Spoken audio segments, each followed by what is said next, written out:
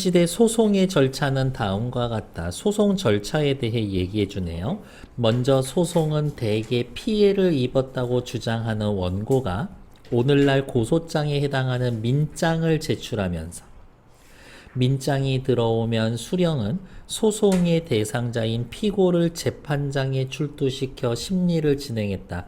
야, 너한테 고소장 들어왔으니까 너 잠깐 관하로 들어와. 그리고 너 뭔데 상황 얘기해봐. 이때 피고가 재판장에 오지 않으면 수령은 사령이나 형리를 시켜 피고를 붙잡아 놓은 후 이게 오라니까 말 안 듣냐? 묶어서 데려와. 피고와 원고의 대질 조사를 통해 각각의 주장을 듣고 판결을 내린다. 그러면 소송의 과정이 끝나고 수령이 내린 판결의 결과를 제사라고 이야기를 한다. 미리 말씀을 드리면 사령이나 형리를 시켜 피고, 서대주, 쥐를 잡아오라고 하는데 되게 편하게 잡혀와. 편하게 잡혀오는 것도 아니야. 감옥에 갇혀서도 그냥 빈둥빈둥 하면서 잘 지냅니다.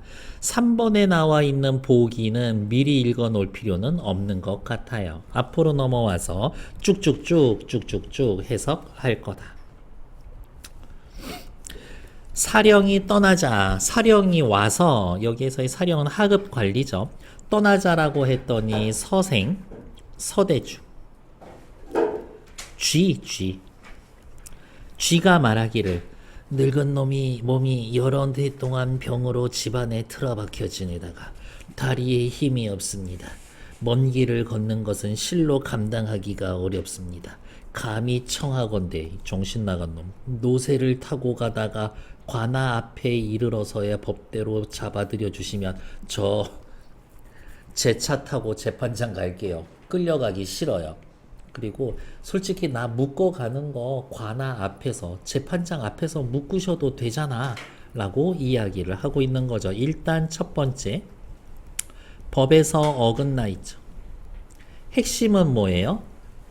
편의 좀 봐달라. 나의 편의를 봐달라. 걸어갈 수 없으니까 그냥 제 차 타고 갈게요. 신랄 같은 남은 목숨이언정 관아에 까기까지 보존할 수가 있습니다. 잘 모르겠습니다만 사령님의 뜻은 어떠한지요? 대놓고 이런 얘기 할 수 있는 게 사령은 후한 대접을 이미 받았고 뇌물까지 받았기 때문에 어쩔 수 없이 그렇게 허락을 했었다. 바로 이러한 게 부정부패가 만연해 있는 당시 시대상을 보여주는 거지. 그런 거 있잖아. 저기 기업 총수들 재판 걸리면 맨날 휠체어 타고 나오잖아. 재판 최대한 막 연기하고 이렇게. 서생은 머리를 조아리며 고맙다고 인사하고서 안으로 들어가서 세수 목욕을 하곤. 대박이다 지금. 가느다란 망건에 여기에서부터 쭉쭉쭉 여기까지. 뒤에도 미리 나오겠지만 뒤에도 바로 나오겠지만 미친 듯이 화려한 차림입니다. 옷차림은 사치스럽고 화려하고 거세는 기세당당해서 의젓하고 점잖기가 부잣집의 자제와 같았다. 말을 끄는 마부나 뒤따르는 심부름꾼들도 비서랑 기사를 데리고 가는데 걔네도 옷이 화려해. 어린 쥐 하나가 편발에 기름을 바르고 도포에 검은 띠를 메고 가슴을 꾹 눌러 질끈 통영 서랍장을 메고는 무슨 말이야? 심부름꾼이 명품 옷이랑 명품 캐리어 들고 가고 있어. 3등 초를 김해 동네의 가장 좋은 담뱃대에 넣어서 법도 있게 손에 들고 주인을 부축하여 가는 것이 마치 겸종과도 같았다. 됐을까? 관아의 문이 점점 다가오자 사령은 미리 관문 앞에 가 서 있었다. 서생이 말을 달리게 하여 관문에 도착하니 사령은 얘는 직접적으로 뇌물 받은 애는 아닌 것 같다. 서생을 잡아내려서 관대를 벗기고 문 밖에서 결박을 했었다. 지금부터는 조금 액션을 취해주는 거지. 일단 밑줄 그은 것이 일반적인 호송 방식이야. 서대주 집 앞에서부터 이렇게 끌고 왔었어야 돼. 즉 서대주의 편의를 봐준 거야.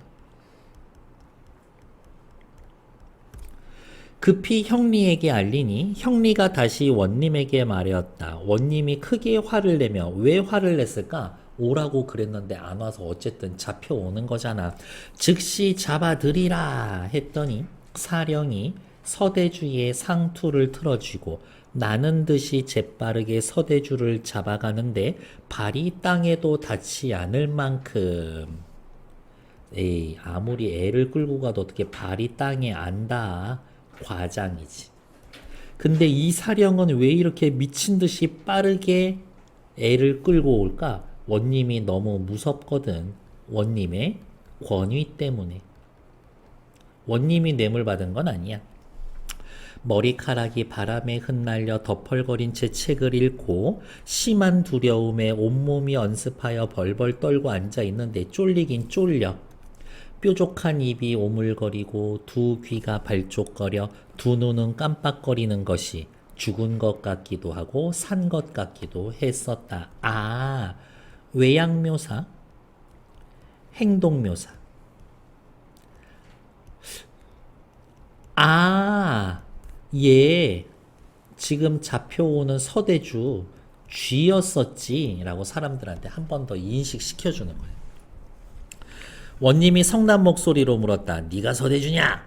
대주가 정신을 수습하여 얼굴이 조금도 변하지 않은 채 대답했다. 하여튼 간땡이가 부은 놈은 확실한 것 같다. 참으로 그 이름이 적실합니다.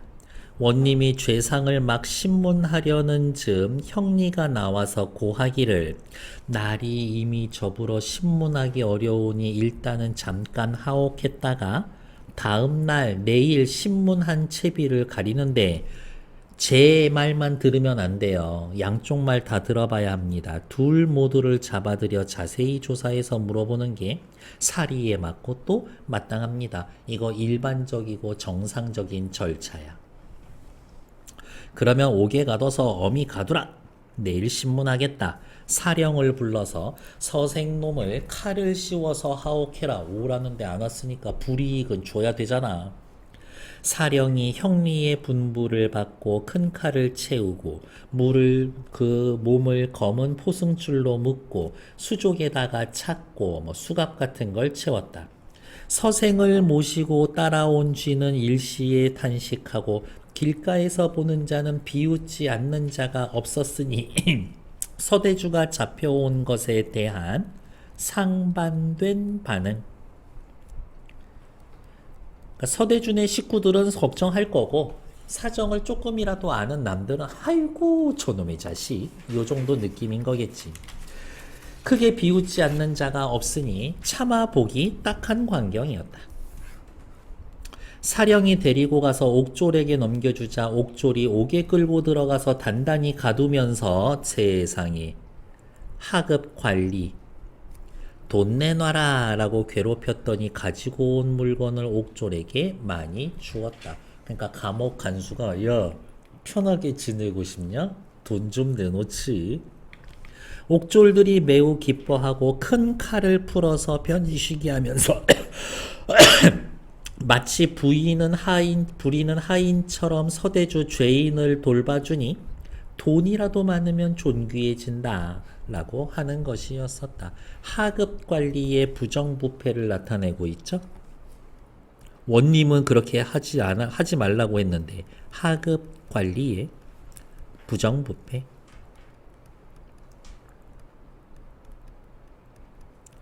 시장님이 제대로 명령을 내리면 뭐해. 밑에 구급 공무원이 말을 안 듣고 뇌물을 받고 있는데. 서대주는 피로에 지쳐 누워있는데 대서는 큰아들은 그 손을 주무르고 중서는 이 쥐를 나타내는 한자가 서예요. 그 다리를 안마하고 동서는 허리 안마하고 대주는 심란한 마음을 위로하고 우와 감옥에 갇혀서 마사지 받고 있어. 약간의 대추와 밤 등등으로 시장길을 면케하면서 밤을 새우니 보는 자가 움켜잡고 웃지 않는 사람이 없었다라고 하면서 야, 저 죄인 놈이 저러면은 안 되는데 비판의식을 해학적으로 표현해주고 있습니다. 그 정도 느낌인 거지. 쓸 말도 없어. 억지로 쓰는겨.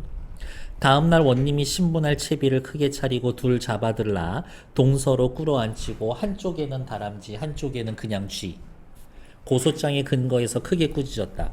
변변치 못하고 조그만 니놈이 간악하기가 매우 심하여 남의 물건 누구 여기 다람쥐 남 다람쥐 물건을 하룻밤 사이에 모두 훔쳐갔다라는데 사실이냐? 사실 그대로 말할 것이되 조금이라도 거짓이 있다면 당장의 엄한 형벌로 무겁게 너를 다스리겠다. 형리가 큰 소리로 꾸짖어 혼을 내자 서대주는 자신이 지은 죄가 드러날까 속으로 벌벌 떨었으나 실제로는 자신의 잘못을 인지하고 있어. 내가 잘못했다라는 걸 인지하고 있어. 하지만 겉으로는 태연한 척하면서 자신은 공훈이 있는 가문의 후예다. 자신의 운수가 순탄치 못해서 자식들을 모두 잃고 부인이 곧 죽을 만큼 아픈 상황이다 라는 거를 들어놓는데 제대로 된 재판장이라면 뭐라고? 그래서 어쩌라고? 그렇다고 무엇? 도둑질해도 된다 이거야? 지금 제가 이러한 상황입니다 라고 하면서 자신의 처지를 부각하고 감정에 호소하고 있지. 이런 신세라 차라리 돌련 죽고자 했지만 죽지도 못했습니다. 여러 해 동안 쌓인 한스러움에 만 가지 생각이 모두 재처럼 식어버렸으니 원님 살고 싶지도 않고 아무 생각이 없는데 제가 타인의 물건을 훔쳐갈 일을 할 겨를이 어디 있었겠습니까? 저 숨만 쉬고 살아만 있는데 어떻게 물건을 훔치겠어요? 저놈이 올린 고소야말로 어찌 윗분을 속인 게 아니겠습니까?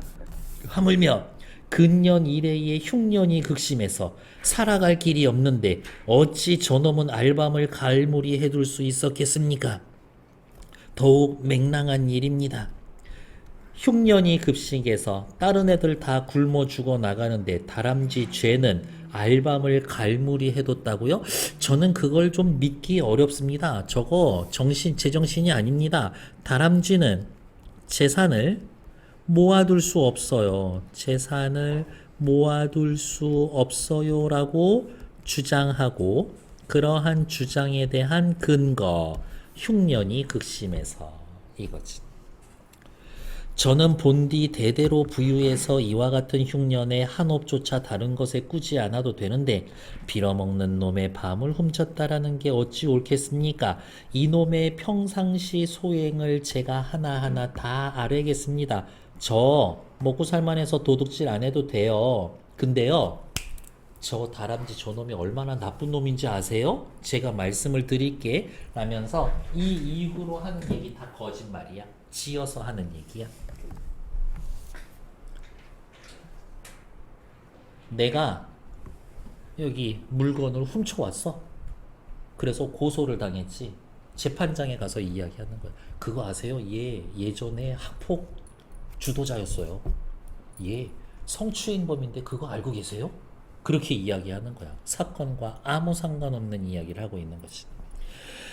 저 다람쥐라는 놈은 매년 봄, 여름이 되면 농사 잘 짓는 자들을 널리 구하여 밤낮으로 가을 거지를 한 후 그 중에서 절름발이, 도둑놈, 귀머거리, 맹인, 쓸모없는 할미 쉽게 이야기하면 어디가 있어. 사람 부려다가 일시키고 그 부른 사람들 중에 힘없는 자들을 방 가운데에 가두어두고 그 밖의 자들은 쫓아내서 뿔뿔이 흩어지게 했는데 봄, 여름이면 이와 같이 했습니다. 사람 월급도 제대로 안 주고 일시켜요. 매년 겨울이 되면 방에 가득 가둔 자들을 마을에 떠도니는 거지가 되게 해서 차마 볼 수도 없고 들을 수도 없는 짓을 행하여서 사실 제가 평소에 좀 열받았었죠. 사냥 나갔을 때 소토산 왼편에 용강산 기슭에서 저를 보고도 인사도 안 해서 이런 버르장머리 없는 자식이라고 제가 혼냈습니다. 그랬더니 자기 잘못은 스스로 알지 못한 채 늘 분노의 마음을 품고 사리에 맞지 아니함 터무니없는 말로 저를 고소해서 도리어 간악한 송사를 꾀했습니다. 세상 천지에 이런 허무맹랑하고 무례한 놈이 있겠습니까? 라고 이야기를 하면서 거짓으로 지어낸 이야기를 하고 이를 통해서 재판과 관련 없는 이야기를 하고 있는 거지. 쉽게 이야기하면 물타기 하고 있는 거야. 물타기 하고 있어. 너무 소름 끼치지 않냐? 지금도 이런데? 제가 비록 졸렬하지만 대대로 공훈이 있는 가문의 후손으로 이런 무도하고 못난 놈에게 구차하게 고소를 당해서 선조의 공훈에 더럽힘을 끼치고 관정을 소란스럽게 했으니 죽으라고 해도 죽을 만한 곳이 없고 사는 것만 못합니다. 엎드려 바랍니다. 그냥 제 원한이나 풀어주시죠 라고 하면 제대로 된 수령이라면 닥치고 그 얘기를 지금 여기서 왜 하는데 됐고 훔쳤는지 안 훔쳤는지 그것만 얘기하라니까 이렇게 얘기해야 되는데 서대주가 옷섭을 고쳐 여미며 단정히 꿇어 앉았는데 또 쥐새낀 게 티가 난다. 뾰족한 입에 오물거리고 두 귀가 발족거리며 두 눈을 깜짝거리며 두 손을 모아 슬피 불고. 맞아, 이거 쥐였었지. 아, 그러면 이거 동물이 주인공이니까 우화소설이라고 해도 돼요? 정답.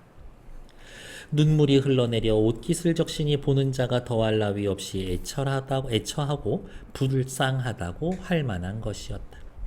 원님이 이것도 들떨어진 놈이야. 서대주의 진수라는 말을 들으니 뭐가 사리에 맞아 임마. 형세가 본 뒤부터 그러하여 죄를 주기도 어렵고 그래서 결박한 걸 풀어주고 칼 벗겨주고 술도 주고 특별히 풀어놓아 주었다. 타남주, 다람쥐는 도리에 어긋난 간악한 소송을 한 죄로 몽둥이 세대 맞고 외딴 섬으로 귀양을 갔다. 서대주가 거듭거듭 절하며 조아리면서 갔다. 원님은 누구를 상징하는 건가? 잘못된 판결을 내리고 어떠한 무능한 관리를 상징하고 있는 거죠. 그 정도 확인하시면 될 것 같다. 답 최대한 보고 갑시다. 1번에 2번. 형리는 서생과 타남주를 모두 잡아들여서 상세히 조사하고자 하는데 이거는 왜? 절차 지키자. 공정한 태도지. 소송의 절차를 이용해서 피고에게 유리한 사항 그건 아니야. 공정하게 재판을 하기 위해선 양쪽 얘기 다 들어보셔야죠. 한쪽만 들어보시면 안 됩니다. 이 이야기. 다음 A와 관련돼서 사건 전개 내용으로서 적절하지 않은 것은 정답 몇 번 하시면 돼요? 5번이죠. 어린 쥐 하나는 통영서랍장을 동여매고 3등초 담배를 김해 동네에서 만든 좋은 담배대에 넣어서 손에 들고 가는데 이거 누가 쓸 거야? 원님께 바치는 뇌물로 쓰는 게 아니라 누구를 위해서? 서대주를 위해서 챙겨가는 거지. 재판에서 이기기 위해 치밀한 준비했다? 딱히 그런 건 아니죠. 서대주를 위한 겁니다. 혹은 다르게 이야기하면 고급,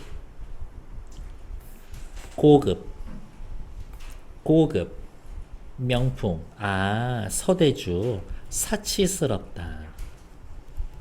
이거 이야기하는 거지. 원님에게 뇌물 준다? 아니야. 읽어보셔서 알겠지만 원님한테 뇌물 안 줘. 이렇게. 근데 그렇게 대충 입 털어서 속아 넘어갈 거면 나라도 뇌물 안 줄 것 같아. 그런 원님한테는. 3번에 논증을 구성할 때의 각종 오류에 대해서 이야기하는데 괜찮아요. 정답 5번.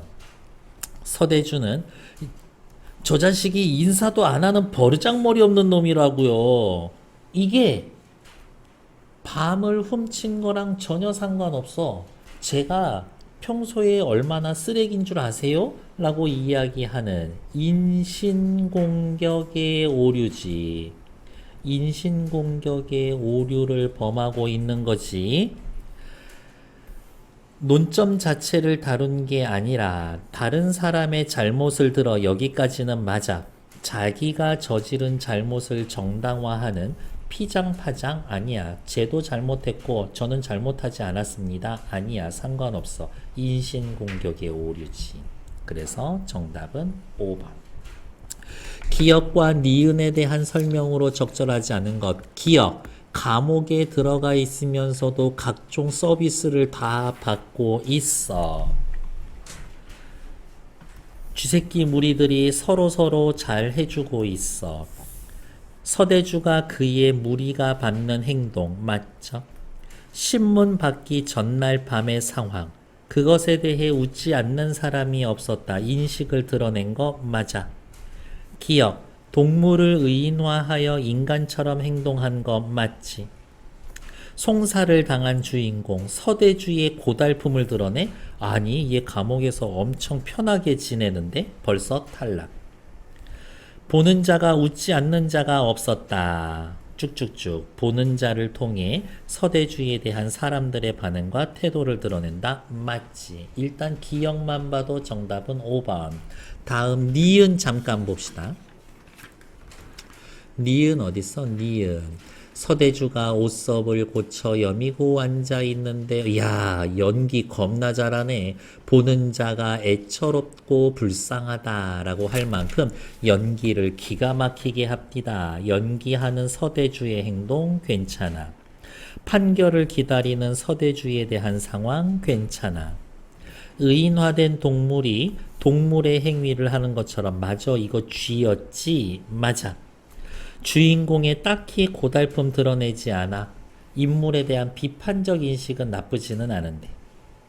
서대주의에 대한 사람들의 반응이나 태도 역시 보는 자 있었지. 맞죠? 그래서 틀린 건 4번. 됐을까? 뒤에 문제 또 있나? 없죠. 일단 정치.